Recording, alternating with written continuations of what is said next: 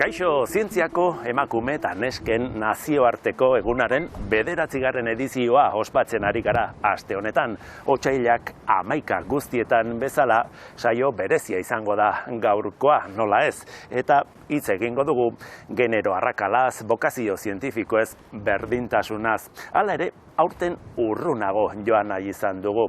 Zientziara erakarri nahi da emakumea, baina prest al dago zientzia emakumea jasotzeko.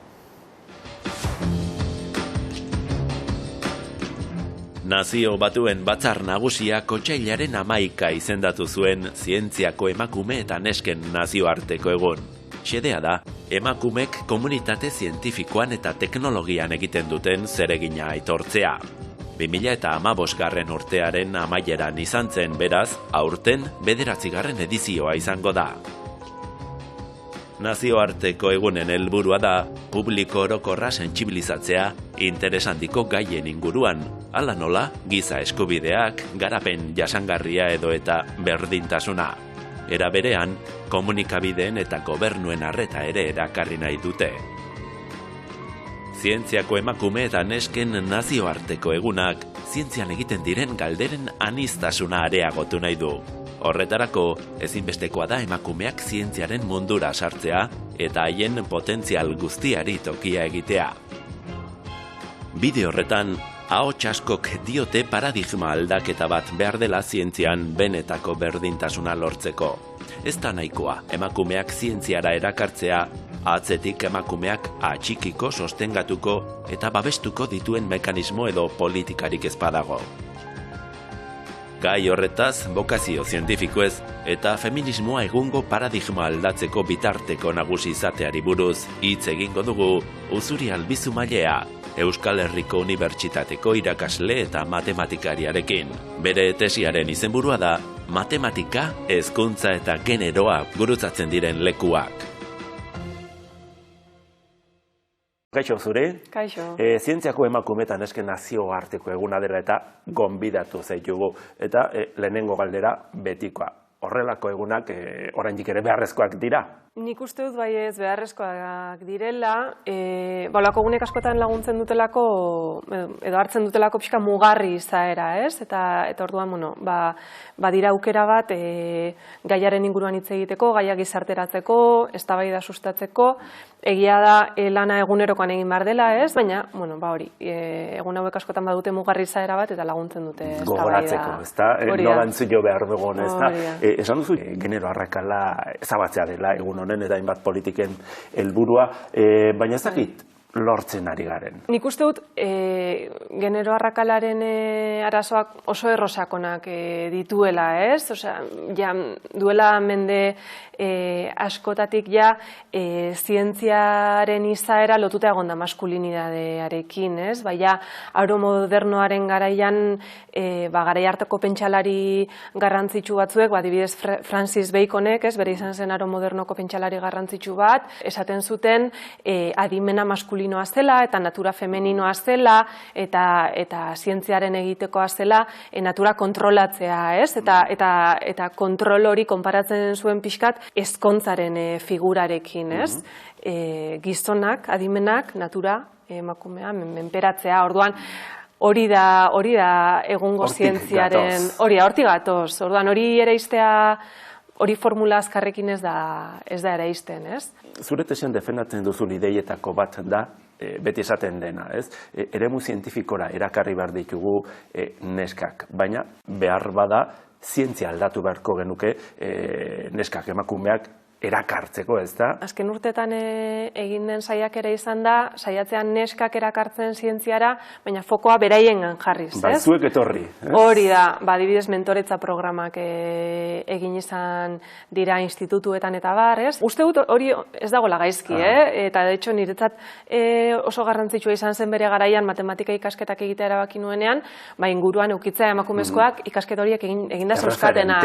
Erreferenteak eukitzea niretzat oso garrantzitsua izan zen, baina egia da baita ere, askotan STEM arloetan, zientzia, teknologia, ingenieritza, matematika arloetan emakumeok sartzen garenean, ez? Askotan oso testuinguru deserosoetan lan egitea tokatzen zaigu, ez? Askotan mikroerasoak jasan behar izaten ditugu, isolamendu egoera jasan behar izaten ditugu, lehiakortasun eta agresibidade handiko testuinguruetan lan egin behar dugu, ez? Orduan, neskei esatea etorri ona, igual ez da oso responsablea, ez? Igual egin behar duguna da problematizatu espazio horietan eta dauden dinamika batzuk. Eta horiek eraldatzen saiatu, eta hori da pixkate tesiaren ikuspegia.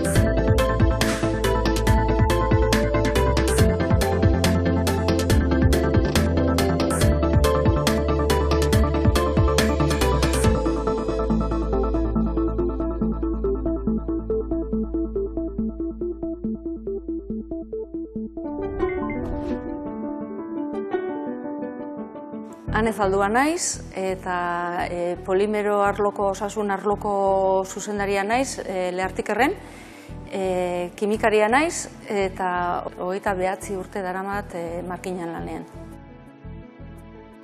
Betidanik zientzia eta zenbakiak gustokoak izan ditut. Betidanik eta oso ona izan naiz, bai matematikaz eta bai zientzian. Orduan betidanik jakin nuen, zientza arlotik joango zela nire ibilbidea. Lanean hasi nitzenean, emakume bakarra nintzen lantaldean, denak gizonezkoak ziren, eta lanean hasi nitzenean izan zen karrera berri bat martxan jartzeko, laborategi berri bat martxan jartzeko. Nire unitatean denak dira emakumezkoak, ez nik horrela planteatu dudalako, baizik eta bio karreretan gehiengoa emakumezkoa dira. Nire izena Ainitze Gerekagoien etxe da. Nik ikasi nun ingenieritza biomedikoa Arrasaten, Mondragon Unibertsitatean, eta gero inun master bat teknologia biomedikoan inguruan. Hemen nabil lanean Lehartikerren azkenengo 6 urtetan.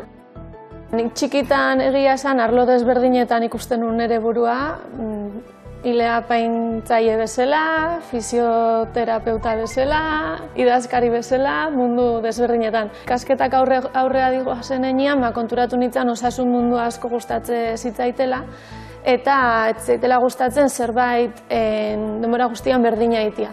Orduan, ingenieritza biomedikoan karrera ezagutu nun, eta pixkat hor sartu nintzen. Nik ikasi nunean egia esan gehienak emakumezkoa ginen, karreran bai gizonezko batzuk zeudela, baina orokorrian emakumezkoak ginen, ingenieritza batian gaina hori ez da ohikoena. Eta hemen Lehartikerreko lantaldiare momentu honetan dana emakumea gea. Lehartikerren ez dut hola zailtasunik ikusi emakume izateagatik, baina igual proiektu europearretan, konsortzio handietan, segun eta liderraz kulturakoa den, igual bai ikusi dut zailtasuren bat, ez? Ez dizute berdin tratatzen. Egia esan ez dakit oso ondo nola irudikatzen duten etorkizuna. Azkenian, eta hau askotan hitzein duen lantaldian, guk honea aiatzen gean, emakumeak aiatzen geha ikasketa batzuk dazkaulako, eta ikasketa horietan emakumea, gizonezkoak ez baldin badia animatzen, lan hau eta ez da gizonezko figuraikan iritsiko orduan zaila egite zait irudikatzea ez, gizonezkoak animatuko dian ikasketa hauek aukeratzea. Bokazioei buruz ere hitz egiten da, egun honetan, baina ez dakite bokazioak berezkoak, jaiotzekoak, izan behar duten ala posible den bideratzea. Bueno, nik uste du gauza natural edo berezko oso gutxi daudela, ez? Nik uste du, bokazioak eraiki egiten dira. Matrikulazio tasei begiratzen badiegu adibidez, ez? Zientziaren munduan abanik oso zabala dago, eta disiplina bakoitzak izaera bat edo naturarekiko harreman bat planteatzen du, ez? Eta hor ikusten dugu adibidez,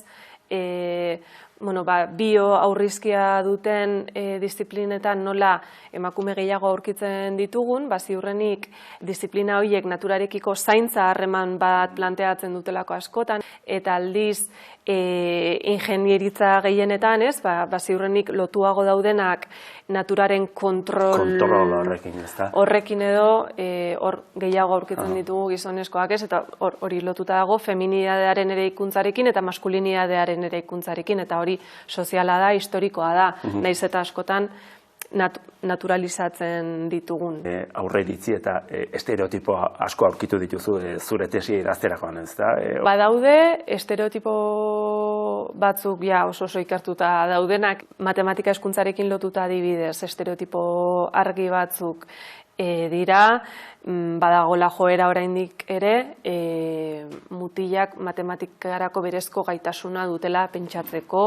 Normalean, desberdin irakurtzen dira, nesken eta mutilen arrakastak eta porrotak. Adibidez, mutil batek, adibidez, azterketa baten oso kalifikazioa lortzen badu, horren irakurketa da mutil hori oso azkarra dela, edo matematikarako berezko erraztasuna daukala. Eta neska batek emaitza bera lortuta, interpretazioa da gehiagotan, neska hori oso langilea dela. Matematikak garei batean zuten irten bidea irakaskuntza zela, eta horregatik zeuden feminizatuak gaur egun bazaketa arrakasta duen karrera bat da. Hor, azken urtetan ikusten du matematikan egin den alegin bat izan dena, pixkat aldatzeko matematikaren irudia, irakaskuntzarekin hain lotua egotetik, planteatzea matematika karrera interesgarria dela enpresa munduan ibilbide bat egin nahi duen jendearentzat. Orduan, horrekin lotuta duela 2 urte, ez dakik gogoratuko zaren, baina Euskal Herriko Unibertsitatearen Kultura Zientifikoaren katedrak bideo bat atera zuen, eta bideo horretan pixkat azaltzen zuen fenomeno hau, nola matematikan matrikulazio tasak aldatu egin diren, eta orain mutil gehiago dauden. Eta egiten zuten interpretazioa zen, edo egiten zuten irakurketa zen analisia apaltasunaren araua. Apaltasunaren arauak dauka zerikusia, neskek ospearekin edo lotutako karrerak ez hautatzearekin.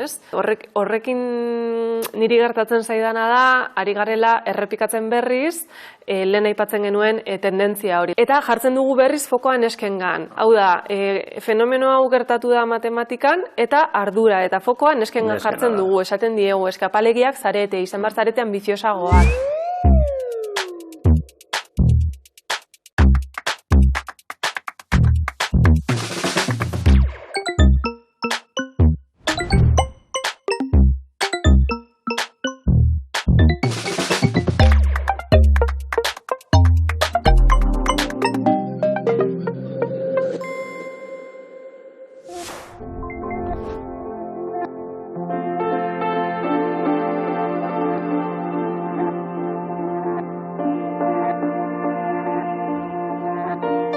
Ni Arantxa del Pozo Etxezarreta naiz, eta Bikontekeko ahots eta hizkuntza teknologien zuzendaria naiz. 15 urte daramatzat ja lanean, Bikontekeko ahots eta hizkuntza teknologia departamentuko arduraduna naiz. Ni Arritxu Gete Ugarte naiz, Bikonteken egiten dut lan ikerlari gisa hizkuntzen teknologiako departamentuan. Etorri nintzen ona praktikak egitera, master amaierako lan egitera, eta gero ja sartu nintzen plantillan eta 5 urte daramatzat.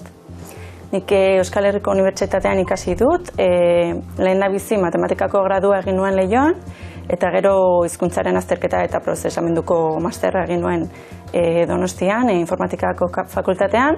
Telekomunikazioko ingenieritza ikasi nuen Deustuko Unibertsitatean. Eta hortik hasi nintzen ahotsaren prozesamendua lantzen, ahotsaren prozesamenduarekin gero doktoradutza arlo horretan ere egin nuen, eta hortik ahotsa eta hizkuntza oso lotuta daude ere bai, ahotsa eta hizkuntzak ikertzen bukatu dut. Mundu guztiak beti galdetzen zidan, matematika ikasten duzu, irakasle izan nahi duzu, eta nik, agian bai, baina ez da nire helburua. Nik nahi ditut matematikak erabili eta aplikatu beste arlo batzuetarako. Ikerlari lanpostua oraindik ez da oso ezaguna, nik nire alabari esaten diodanean ikerlaria naiz ez du oso ondo ulertzen zer den. Eta orduan ez nuen nire buruan, ez nuen pentsatu onaino iritsiko nintzena. Ni sartu nintzenean karreran mundu guztiak esaten zidan, seguro oso neska gutxi izango zaretela, ez dakitzer, baina aurkitu nuen ez nahiko orekatua zegoela. Bai, ikerketa munduan sartu naizenean, bai ikusi dut hor ez dagoela inbeste emakumerik. Gutxi gora bera gure sektorean esango nuke emakumezkoak 130 inguru direla eta gizonezkoak 170. Eta oreka hori islatzen da gure taldearen orekan, gaur egun gure departamentuan 20 pertsona inguru gara eta horietatik 6 emakumezkoak gera eta beste 14 mutilezkoak.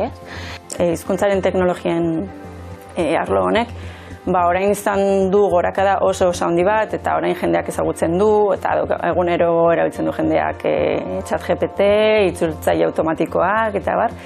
Eta orduan horrek eragin dezake jende gehiago animatzea ikastera, baina ez dakit horrek egingo duen emakume gehiago animatzea ikastera, ze adibidez informatikan kontrakoa gertatu da, lehen zegoen berdintasun gehiago, eta orain adimen artifizialarekin eta oso modan dagoena, gertatu dena izan da, geroz eta gizon gehiago daude eta arrakala hori geroz eta handiagoa da.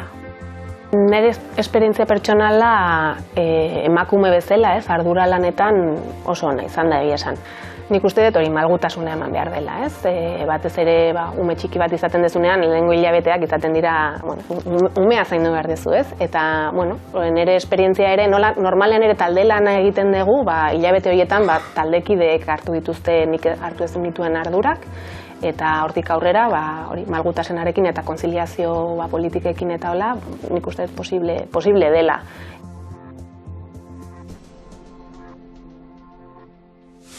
Zure tesiaren izena da matematika hezkuntza eta generoa gurutzatzen diren lekuak. Zergatik da beharrezkoa feminismoa matematikan? Gauza askogatik. Alde batetik, niri feminismoak, matematika feminismotik irakurtzeak lagundu dit.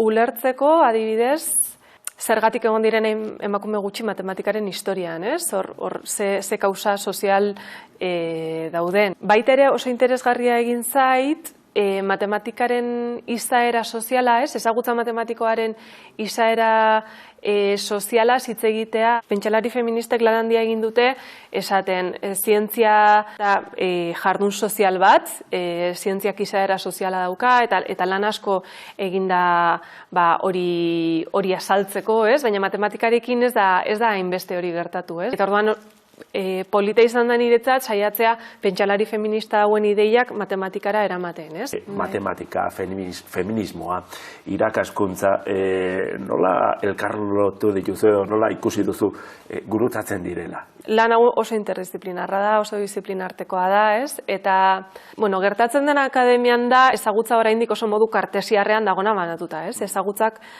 disiplinaka, hori da. Disiplinartean mugitzen garenoi gertatzen zaiguna batzuetan da, ez leku batean bezala gaudela, niri adibidez gertatu izan zait, matematikariekin, ez naizela nahikoa matematikari. Matematikaren didaktikan ere, erabiltzen dituen erremintak eta metodologiak feminismo akademikotik datozenez, askotan errezeloz begiratzen dizute, ez dute, ez dira bereiek manejatzen dituzten erremintak.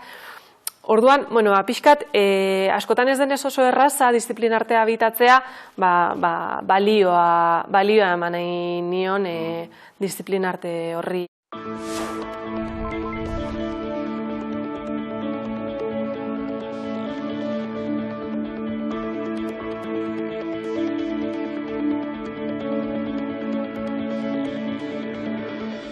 Nian Emire Mantzizidor naiz, Lorteken lan haitzen dut senior ikertzaile bezala, fabrikazio gehigarri teknologiak taldean. Ni Olaia Antero naiz, Lorteken egiten dut lan digitalizazio taldean, eta ikertzaile bezala nabil.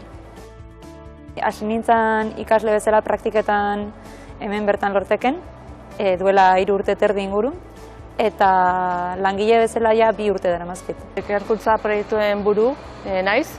Proiektu honeda ere fabrikazio gehigarriakin erlazionatuta, laser batekin, aurretik ezarritako hautskapa bat urtzen da. Eta modu honetan, pieza oso konplexuak fabrikatzeko gai da.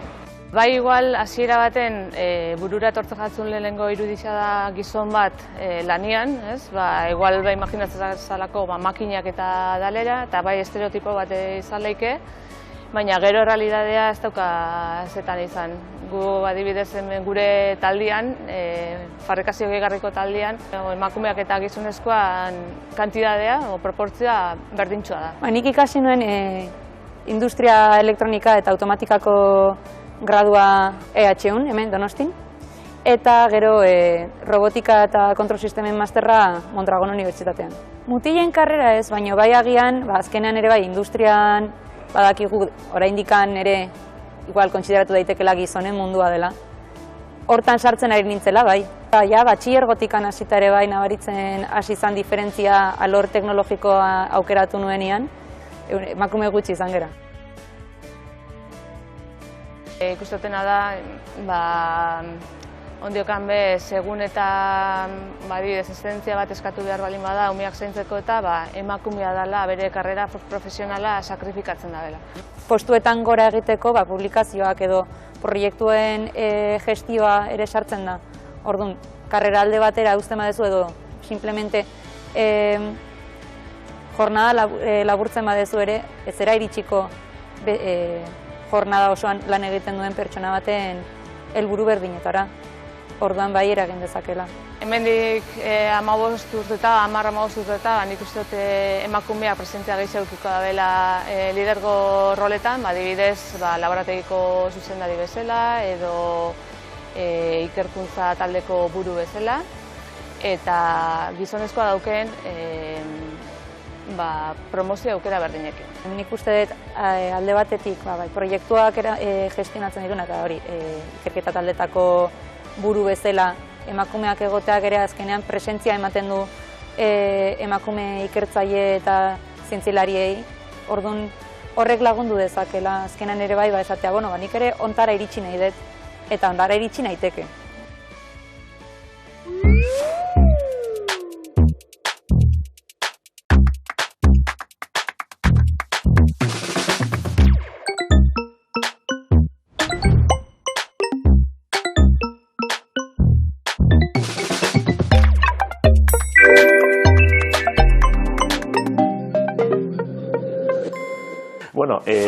Bukatzen ari gara, egoera aldatzeko, realitate hau iraultzeko aldarrikapenak beharrezkoak dira, baina nork, noiz, nola egin behar dira aldarrikapen horiek? Nik uste guztion ardura dela, aldarrikapen horiek egitea eta gure egunerokoan aldugun bezala berdintzaleagoa den gizarte baterako bidea egitea. Hala ere emakumezko zaltzaizue aldarrikatu ezazue karga edo ardura hori gehiegi esleitzen. Bai, hor argi dago gizonezkoek ere pausu bat eman barko luketela aurrera, edo atzera, ez dakit, baina errebisatu zenbait praktika, zenbait jarrera. Zu matematika irakasleen irakasle zara. Bai. Egoera iraultzeko agian, pentsatzen dut, ez dela tokitxarra. Ez da tokitxarra, ze nire eskutatik pasatzen dira urtero... Hemendik pasatzen dira. Bai, urtero ikasle pila bat, 150 ikasle baino gehiago. Eta egin daiteke zerbait? Bai, nik saiatu naiz proposamenak egiten. Lehen aipatu duzun gai bat adibidez da genero estereotipoena, ez? genero estereotipo horiek landu beharra dago klasean, eta horretarako, lehenengo eta behin izena jarri behar zaizkie genero estereotipo horiei, ze izendatzeak bakarrik nik uste dut asko egiten duela, baina gero deseraiki egin behar ditugu baita ere, eta horretarako nik proposatzen ditu gauzatxo batzuk, adibidez, iruditzen zait interesgarria izan daitekela, genero estereotipo horiekin lotutako historia pixka bat ezagutzea, ez? Ze azkenean, genero estereotipo horiek dira, diskurso, 19. mendeko diskurso zientifiko eta mediko oso absurdo batzuen oinordekoak, ez? Emakumeek ezin zutela zientzia egin, zehala egingo balute, obarioak txikituko litzaizkieke, edo hilerokoak funtzionatzeari utziko lioke, edo ama ezingo lukete izan, edo bizarra ziko litzaieke, partaidetza ereduak, ere matematika ikasgelan adibidez, uste dut errebisatu beharreko zerbait direla, ez? Pixkat galdetu behar diogu gure buruari, ze partaidetza eredu sustatzen ditugun, ez? Zel lan, bakarkako lana sustatzen dugu, zuzenketak arbelean egiten ditugu, norra eratzen da arbelera zuzentzera, ikasle bolondresak, nortzu dira ikasle horiek, hori da. Eta zentzu horretan, basaiatu partaidetza eredu inklusiboagoak sustatzen. Lehiakortasunak ere, adibidez matematika ikasgelan daukan papera pixka problematizatzea. Posible aldatzea. Gauza batzuk aldatzea posible da nik uste bai. Oso ondo, bezu horrekin gelituko gara, eskerrik asko. Eskerrik asko.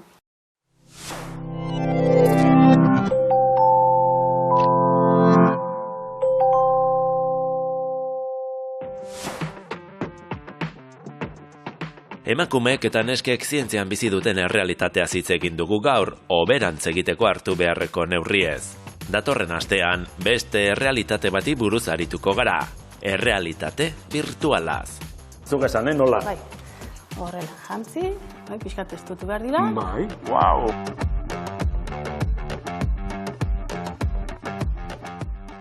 Ezakitzen bateko altuera dagoen hemen. Baina beldurra ematen du... 50 metro inguru ongo dira, Espare horregatik harinez poliki mugitzen.